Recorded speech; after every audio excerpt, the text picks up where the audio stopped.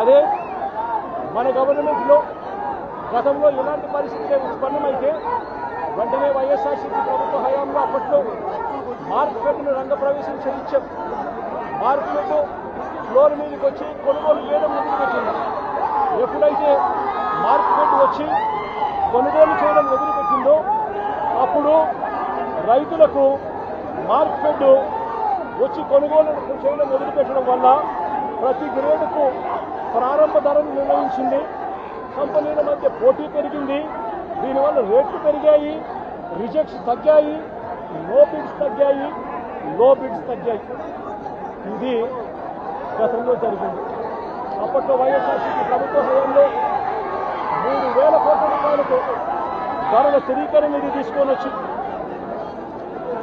7,800 కోట్ల రూపాయలు పంటను కొనుగోలు 5 సంవత్సరాలలో జరిపి రైతులకు ఇబ్బందులు వచ్చిన ప్రతిసారి కూడా గవర్నమెంట్ తోడుగా ఉండే కార్యక్రమాలు చేయడం జరిగింది.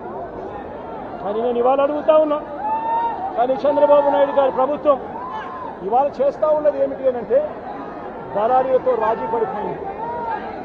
దళారీలతో నాకింత నీకింత అని చెప్పి కంపెనీలతో సర్దుబాటు చేస్తుంది కాబట్టి ప్లాట్ఫామ్ మీదకి మార్కెట్ను పోటీదారుడుగా కొనుగోలుదారుడుగా దింపలేదు. చంద్రబాబు నాయుడు చేస్తా ఉన్నది ఏమిటంటే కేవలం 94 మిలియన్ కేజీల కట, అంటే పంటేమో 234 మిలియన్ కేజీలు పండితే కేవలం 94 మిలియన్ కేజీల కట కేవలం 20 రూపాయలు మాత్రమే సబ్సిడీ కింద ఇస్తామని చెప్పి చంద్రబాబు నాయుడు గారు చెప్పడం జరిగింది. అంటే ఈ 20 రూపాయలు కంపెనీ వాళ్ళకి ఇస్తాడట. అంటే కంపెనీ వాళ్ళు రైతులకు ఇప్పుడు ఇచ్చే రేటు కూడా తగ్గించి 20 రూపాయలు తగ్గించి అమ్ముకునేదానికి చంద్రబాబు నాయుడు గారు దారులు తెలిసారు.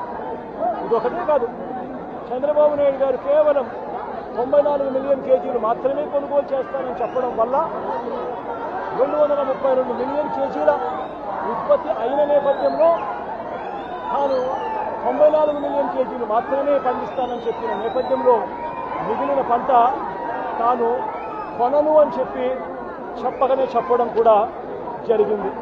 దీనివల్ల రైతులు పూర్తిగా నష్టపోతా ఉన్న పరిస్థితులు కనిపిస్తూ ఉన్నాయి. నేను ఒకటే చెప్తా ఉన్నా, చంద్రబాబు నాయుడు గారు చేయాల్సింది ఏమిటి అని అంటే మార్కెట్ను రంగప్రవేశం చేయించాలి. మార్కెట్ను రంగప్రవేశం చేయించి చంద్రబాబు నాయుడు గారు ప్రతి గ్రేడ్కు కూడా మినిమం ధర ఇది అని చెప్పి నిర్ధారించి ఫ్లోర్ మీదకి మార్కెట్ను పంపించాలి. అప్పుడు మార్కెట్లో కాంపిటీషన్ పెరిగి రేట్లు పెరిగే కార్యక్రమాలు జరుగుతాయి.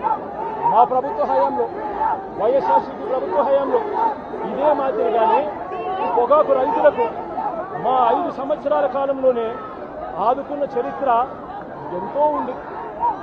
ఇదే చంద్రబాబు నాయుడు గారు చేస్తా ఉన్న ఇంకొక అన్యాయమైన తమాషా ఏమిటో తెలుసా? అది విన్నప్పుడు నాకు నిజంగా ఆశ్చర్యం అనిపించింది. పొగాకు రైతులు కట కష్టాల్లో ఉన్నారని ఆయన ఇప్పుడు గమనించాడట. అందుకే 50,000 రూపాయల వరకు వడ్డీ లేని రుణాలు 3 ఏళ్ల పాటు ఇస్తాడట. నేను అడుగుతా ఉన్నా, అయ్యా చంద్రబాబు నాయుడు గారు, వైఎస్ఆర్సీపీ ప్రభుత్వ హయాంలో గతంలో 1,00,000 దాకా సున్నా వడ్డీ పథకం ఉండేదయ్యా. 1,00,000 రూపాయల దాకా రైతులు సకాలంలో కడితే సున్నా వడ్డీకే రుణాలు వచ్చే కార్యక్రమం వైఎస్ఆర్సీపీ ప్రభుత్వ హయాంలో జరిగింది.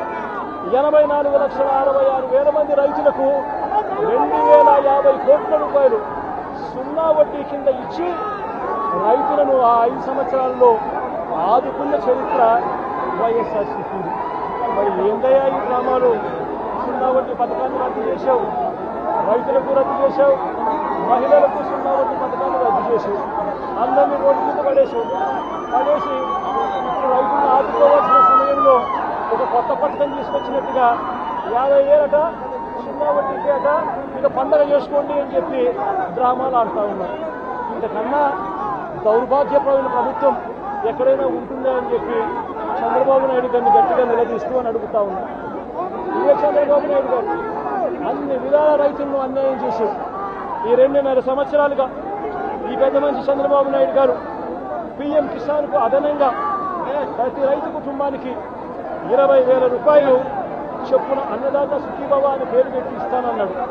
ఈ 3 ఏళ్ళకు కలిపి చంద్రబాబు నాయుడు గారు 20,000 3 ఏళ్ళు అంటే 60,000 ఇవ్వాలి.